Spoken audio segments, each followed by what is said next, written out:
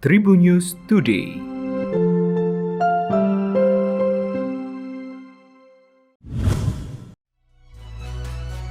Hai Tribuners, berjumpa kembali dengan saya Delta Gonzales dalam Tribun News Today. Mari kita awali perjumpaan kita ini dari kabar nasional terlebih dahulu.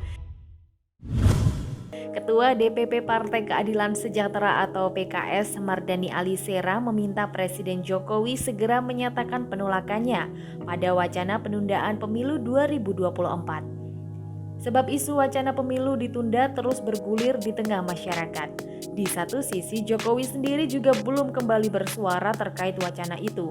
Menurut Mardhani Ali, sikap diam Jokowi ini bisa menimbulkan multitafsir di publik, bahkan bisa dikira mendukung pemilu untuk ditunda. Apalagi melihat awal usulan penundaan pemilu ini datang dari partai pendukungnya, yakni Partai Kebangkitan Bangsa atau PKB.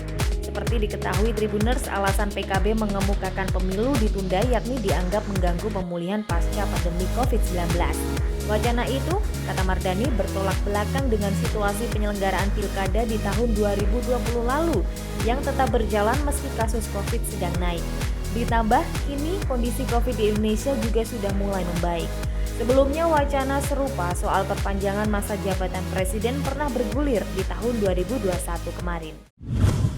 Beralih ke kabar internasional, Presiden Volodymyr Zelensky menyebut Rusia bertujuan untuk menghapus Ukraina, sejarah dan rakyatnya. Hal ini disampaikan dalam sebuah video pada Rabu 2 Maret kemarin. Saat hari ke-7 invasi Rusia, ia terlihat tak bercukur dan berpenampilan seadanya. Rusia beralih untuk menyerang kota-kota di Ukraina pada Selasa 1 Maret dan tampak siap untuk menyerang Kiev ketika Barat memperketat sanksi ekonomi sebagai pembalasan. Namun Zelensky mengatakan reaksi Barat tak cukup untuk menghukum Rusia. Ia menyerukan agar lebih banyak dukungan internasional termasuk mendukung upaya Ukraina bergabung dengan Uni Eropa. Militer Rusia mengklaim telah menguasai kota Kherson yang penting secara strategis di Ukraina Selatan.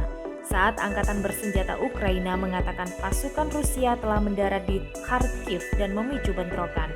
Militer Rusia mengklaim telah mengambil kendali penuh atas Kherson, kota pelabuhan utama Ukraina di Laut Hitam. Rekaman menunjukkan pasukan dan tank Rusia di pusat kota, di tengah laporan pendirian pos pemeriksaan di sekitar kota. Pasukan terjun payung Rusia mendarat di kota kedua Ukraina yakni Kharkiv di tengah pertempuran sengit. Pejabat Ukraina mengatakan sebuah rumah sakit telah diserang dan barak sekolah penerbangan terbakar usai serangan udara. Angelina Sondag akhirnya menghirup udara segar setelah 10 tahun mendekam di penjara. Usai bebas, Angelina bergegas mengunjungi makam Adjie Said. Ia ke makam usai dari apartemen orang tuanya di Beleza Permata Hijau, Jakarta Selatan. Tangis Angie, biasa disapa itu, pecah saat ziarah ke makam Adjie Said. Pantauan tribunnews.com di lokasi makam, Angie terlihat mencium batu nisan Adjie Said sembari mengucapkan salam. Sesekali dirinya mengucapkan permintaan maafnya kepada mendiang Adjie Said karena telah meninggalkan anak-anaknya saat di penjara. Air matanya terus berurai sembari mengelus batu nisan suaminya itu yang berada di BLAD 16. Tidak hanya itu Tribuners, Angelina juga mengabarkan dirinya telah hadir bersama putranya, Keanu Jabar Mas Said dan putri sambungnya Alia Mas Said.